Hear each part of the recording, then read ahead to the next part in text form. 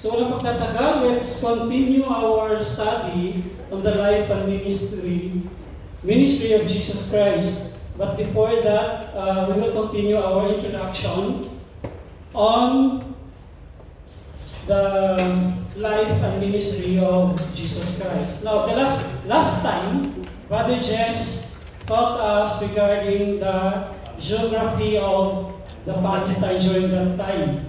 Okay, wala ako dito, so I hope you remember something during that study, mga kapatid. Because that is very important, because we need to understand the geographical area during the time of our Lord Jesus Christ.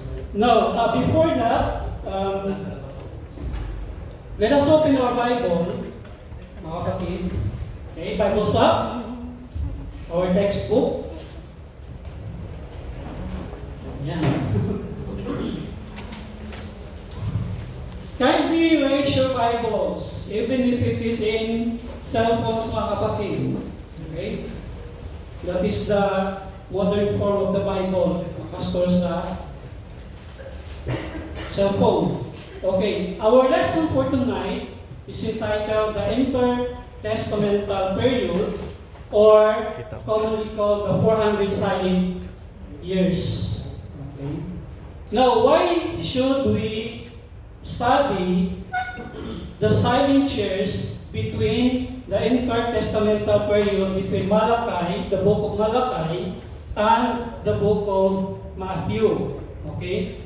We have to establish the political and the religious background during this time, so that we can understand fully the New Testament, mga kapatid. Especially the life and ministry of our Lord Jesus Christ. Now take note, in the New Testament, there are some concepts that you have to encounter. Number one is the synagogue, okay, which is not mentioned in the Old Testament. In the Old Testament, we have the temple. But in the New Testament, we have the synagogue plus the temple, mga kapatid. And then we have two political parties or sect during the New Testament time. We have the Pharisees and we have the Sadducees, which is not mentioned in the Old Testament. No? Paano nangyari that Pharisees and Sadducees are mentioned in the New Testament? Where do they came from? Okay? And then we have the scribes, and then we have the Sanhedrin, and then we have the last one. Hindi naman nakabutin mo. Sa aking notes. Ayan.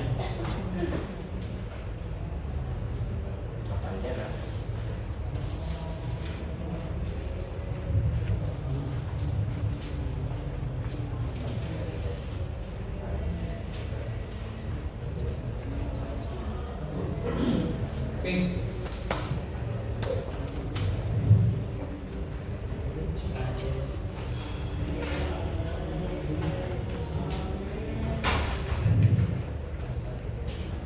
Okay, mga kapatid. In the Old Testament, we have the priests. In the New Testament, we have the rabbis. Okay? So how come that these people evolved from the Old Testament to the New Testament? And that we have to discover or to explore in today's lesson, mga kapatid. Kindly turn off the light, please. Okay. So we have to introduce the world into which Christ came, which is the period between the testaments. Okay? Why is it called the silent years? The 400 years. God did not speak to the Israelites through the prophets, mga kapatid. Okay? But remember, if God is silent, He is not inactive, mga kapatid. Now, sometimes we struggle in our life that sometimes we feel that God is silent. Kahit anong gawin natin, we feel that God is silent. But take note, mga kapatid, remember that in the silence of God, God is not inactive. He is working behind the scene to fulfill His divine purpose. Amen? Next slide, please.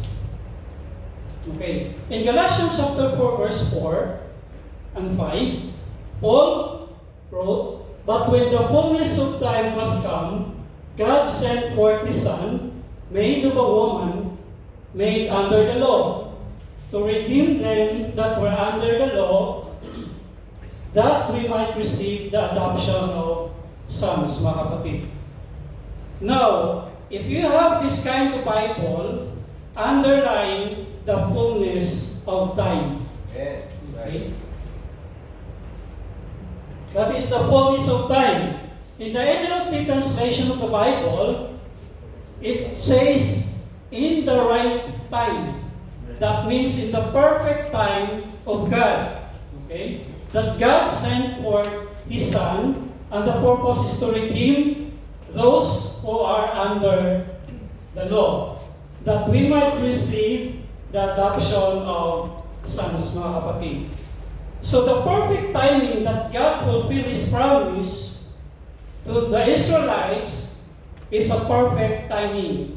But before that, He placed the situation or the circumstances in the right time. And that is our lesson for tonight. Next slide, please. Okay. The background to the New Testament, para maintindihan po natin yung content ng New Testament. That is from Malachi to Matthew. Now, who among us has a subject in college, world history? Amen.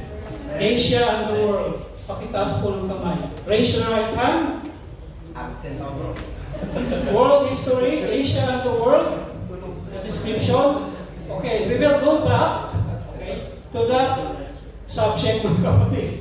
And I hope you recall your subject on world history. Okay? Next slide, please. Okay? We will go back to the history of Israelites. Now, the Hebrew. In the Old Testament times, the kings of David and Solomon ruled over all 12 tribes of Israel. Okay? Then the nation split into 10 tribes, kingdom, which is the northern kingdom, and the southern kingdom of Israel, with the tribe of Benjamin absorbed into the tribe of Judah. So there are two kingdoms, the northern kingdom and the southern kingdom. The northern kingdom, okay, the southern kingdom is the kingdom of Judah. Ayan, Israel lahat sa dalawa. Okay, next slide please. And then it was captured, it was conquered by the Assyrians, the northern kingdom, and took most of its inhabitants as exiles of Assyria. So yung northern kingdom, na-conquer po ng Assyrians, and most of them are exiles. Okay?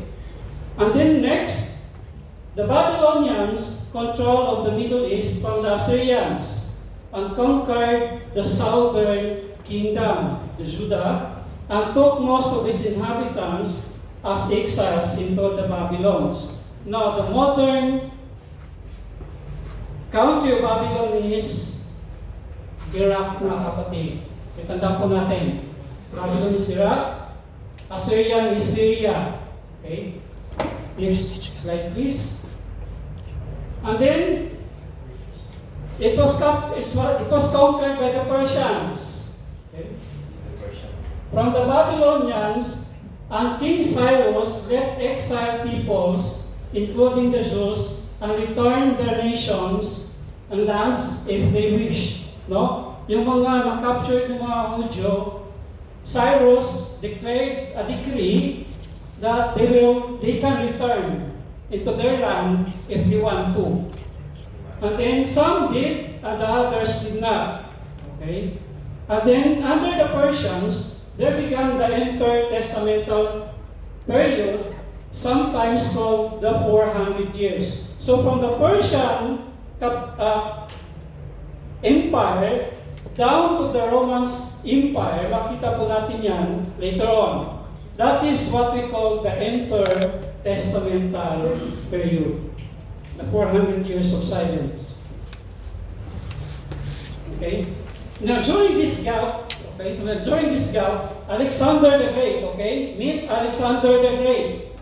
I hope you recall your world history. From Greece or Macedonia, okay? The ancient name for Greece is Macedonia. Conquered the Middle East by inflicting successive defeats on the Persians. And Granicos, Isos, and Arbela. Okay? So this is the Greek Empire, mga kapatid. Okay. Now, the Old Testament records the failure of the Israelites. Okay? And God disciplined them to be the captive of Babylonians. Yan. 70 years po sila under the captivity of the Babylons. And after 70 years, okay, in captivity, God allowed His people to return to their land and to function as a nation again. And then men like Ezra, Nehemiah, Haggai, Zechariah, and Malachi were instrumental in this return and restoration. However, as the Old Testament came to a close with the historical book of Nehemiah, take note that the last book written is the historical book of Nehemiah, and the last book written, the prophetic book is Malachi. Okay, the last book written is Malachi. Okay.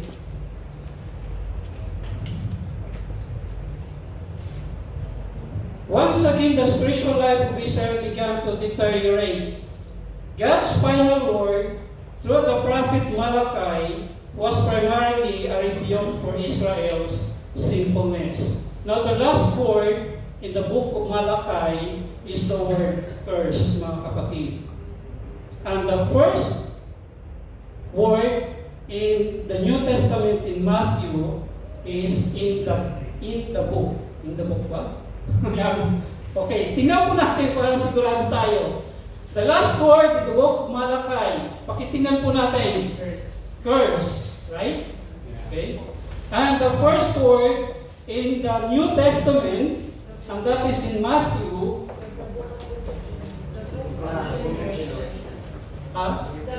In the book. Ayan. The book. Okay, the book. Ayan. The last word is curse. The first word is the book. Ayan. Tandaan po natin yung curse doon sa last book of Malachi. Okay. This is the outline of the historical background to the New Testament, mga kapatid. We have the political background, the Persian period. You are familiar with this one.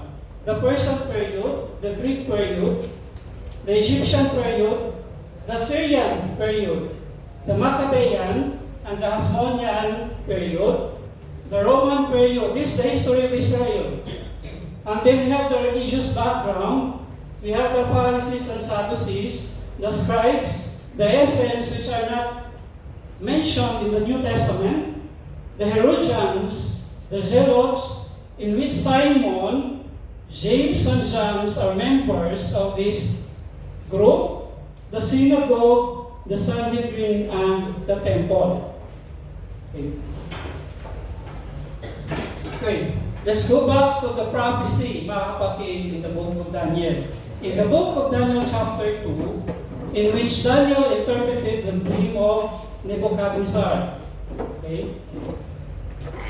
Nebuchadnezzar dreamed of an amazing statue, mga kapatid. The head is made of gold, yan, which is, as we know in the scripture and history, and that is the Babylonian Empire, which is recorded in Daniel chapter 2, verse 37 to 38. We will not discuss this one because it will take time. And then we have the chest and arms of silver, which represent the Middle Persian Empire, in which Cyrus is the king during that time. And you can read that one in Daniel chapter 2, verse 32 and 39. And then the third empire, because there are 4 kingdoms during this time, we have the belly of bronze represented by the Greco-Macedonian, which is established by Alexander the Great. And that is recorded in Daniel chapter 2, verse 39. And the 4th kingdom or empire is the legs of iron, which is the Roman Empire, beginning with Pompey and Julius Caesar. This is the Roman Empire, which is the 4 empires or the 4 kingdoms that occupy the land of Israel during that time.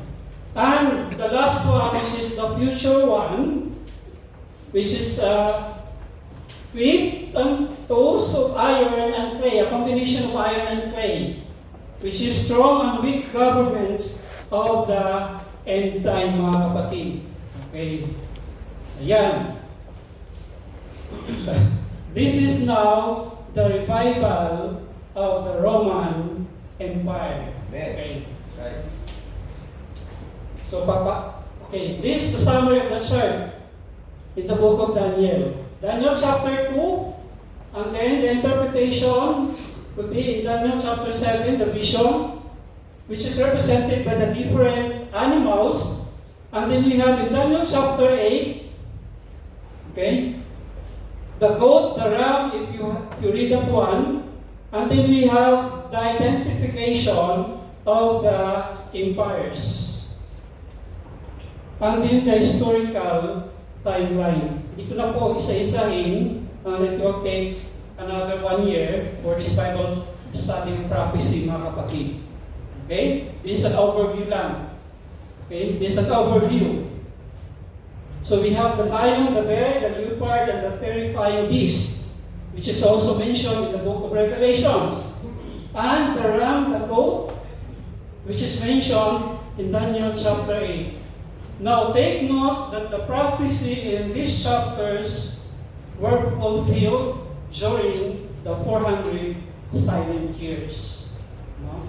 It was already given by God to Daniel. That's why there is a silent years between Malachi and Matthew.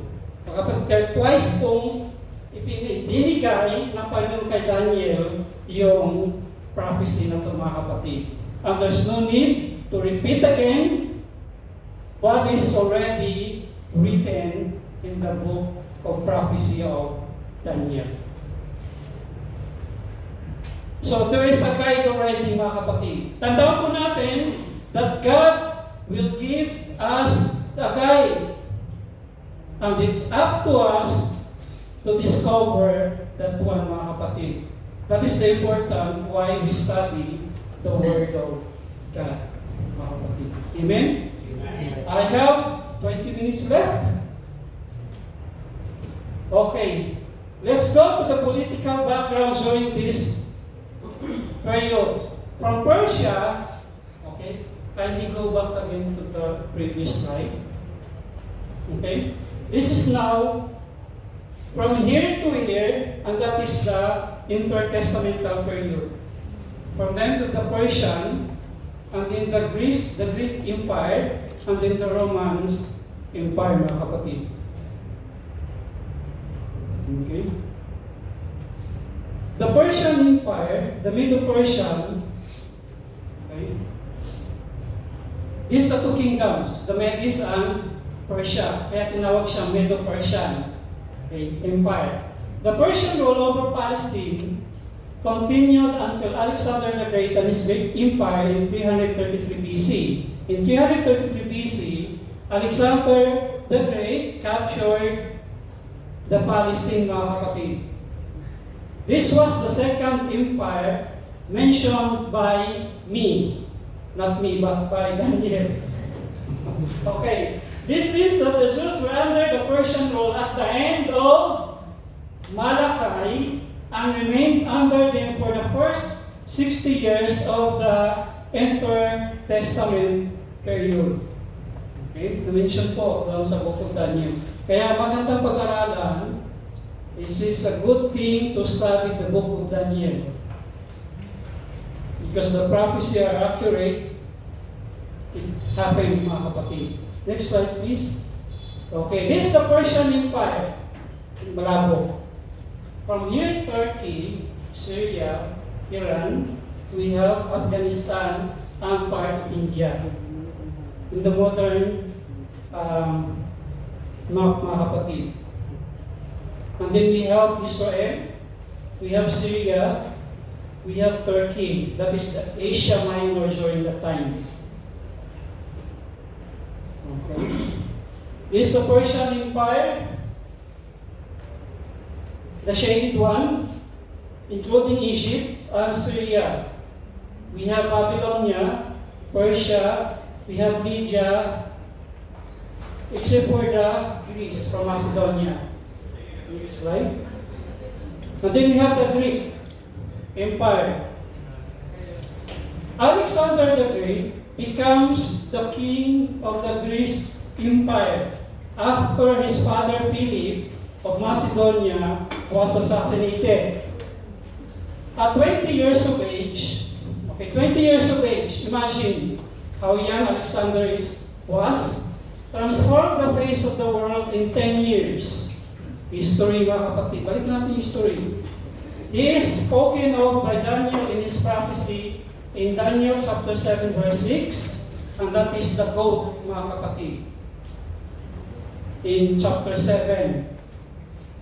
Daniel chapter 8 verses 1 to 7 and verses 21 to 23. Alexander's conquest caused the rapid spread of Hellenism, and that is the Greek culture. This culture permeated life everywhere, including Palestine. Okay, this is the major influence of Alexander the Great. The Greek language became the common language at that time. Okay? Just like in the time of the Tower of Babel, that there is one language among the people, here in the Greek Empire, during this empire, the Greek is the common language of all the people there. And you know why? The providence hand of God, okay, used this Greek language to translate the Hebrew Old Testament, mga kapatid. Okay? There are 70 writers or translators during that time in order to translate, to convert the Hebrew language into Greek language. And this translation of the scripture is what we call now the Septuagint, mga kapatid.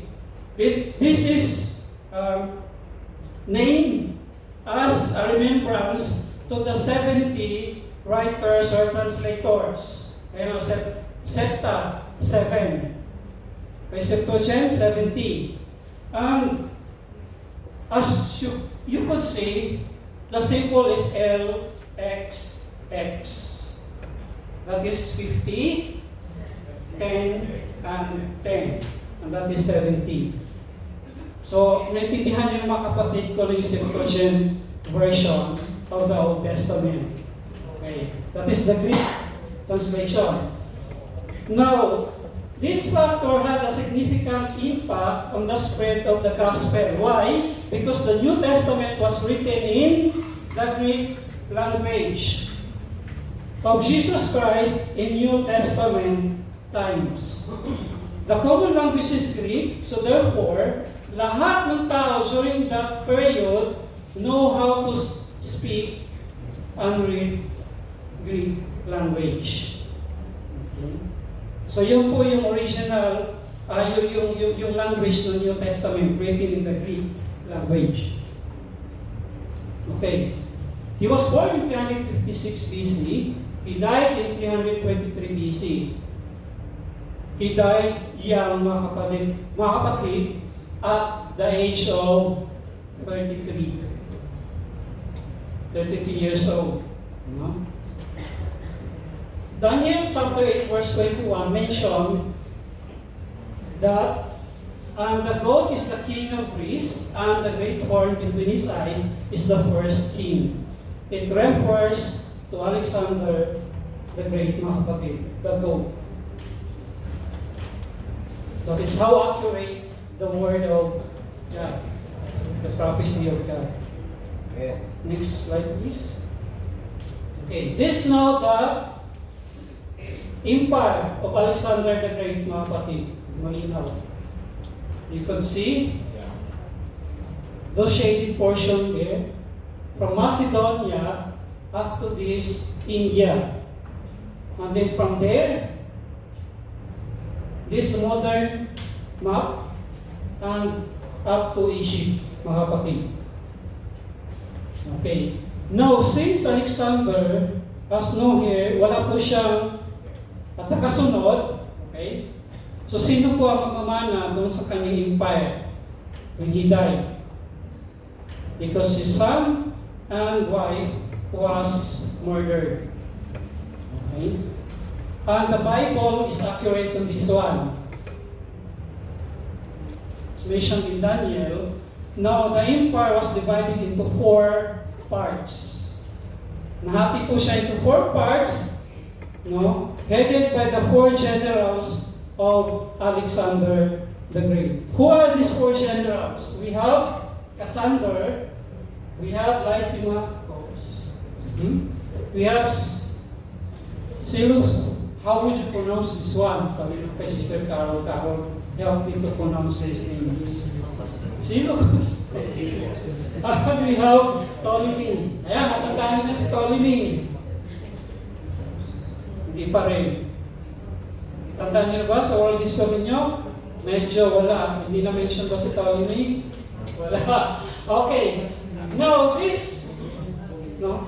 In the Bible perspective, we are interested with only 2. We have the Seleucid and we have the Ptolemies. Okay?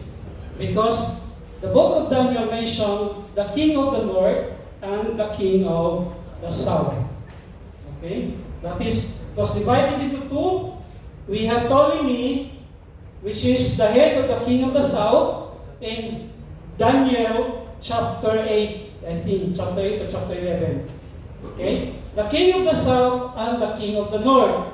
Now, the king of the south wants to capture the northern empire. And the northern empire, the king of the north, wants to conquer the king of the south. And the problem is, Israel is the bridge of these 2 warring kingdoms. Nasa gitna po yung Israel. Nasaan po yun? Okay, here. Ito. Kaya pag dumadaan po yung north papuntang south, magkakagulo po dito. Just imagine, if you are inhabitants of Israel, and then there are 2 warring generals want to capture that site. Okay, the Egyptian period.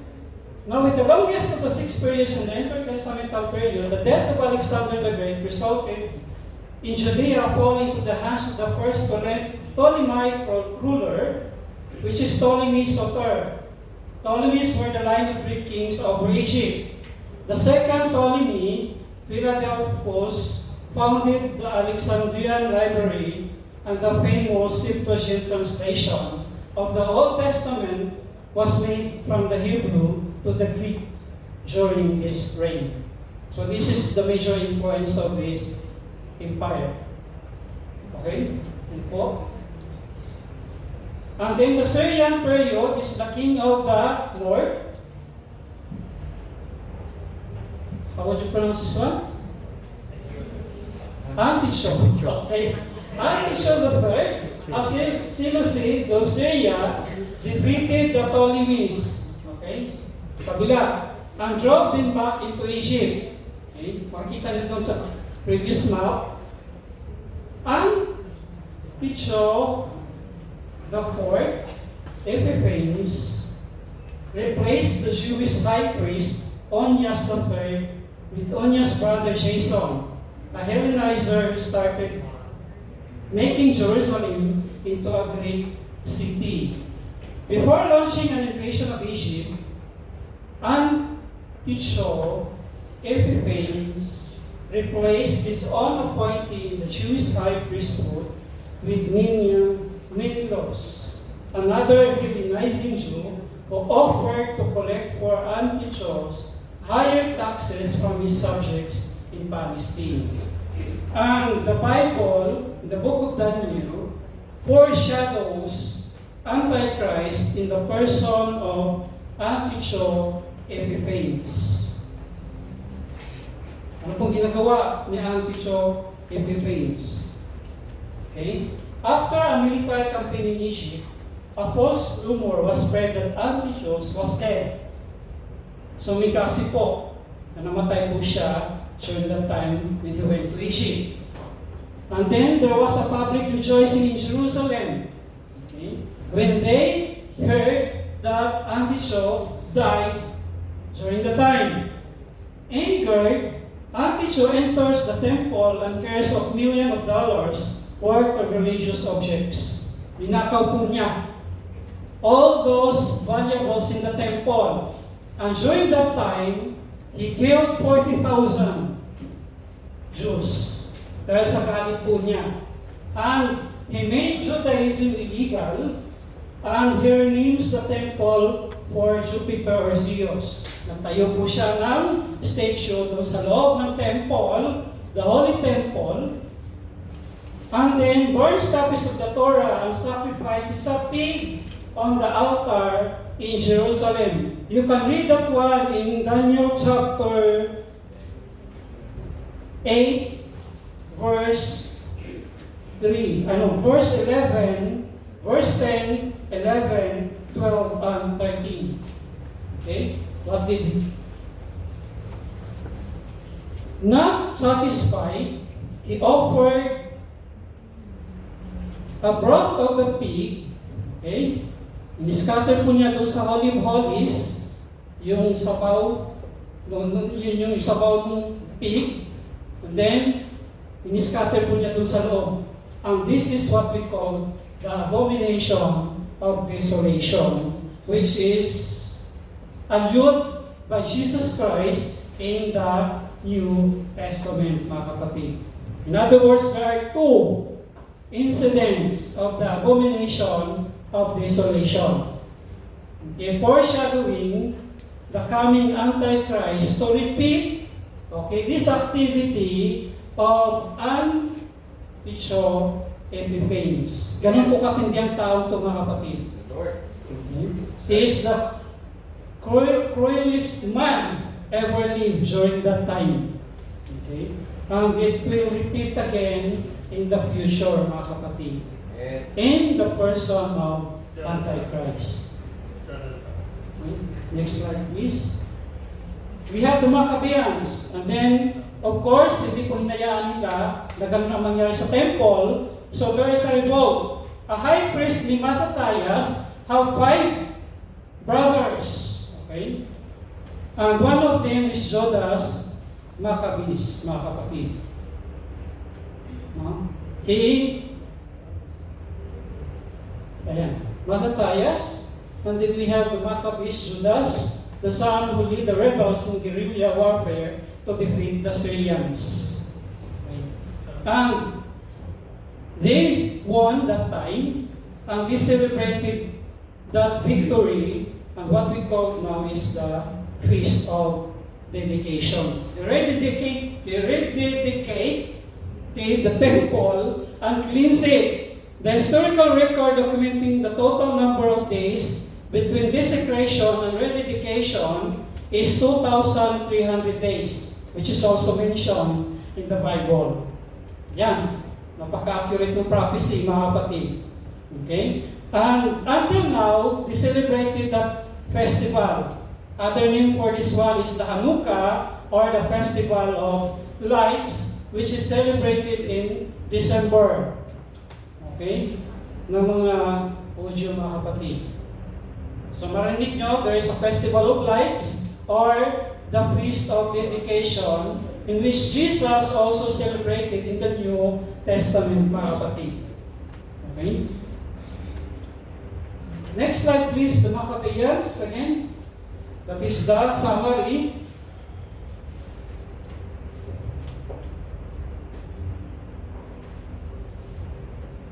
Okay, next. Medyo mahaba po yung history ng Maccabees. Okay? The Maccabean family tree.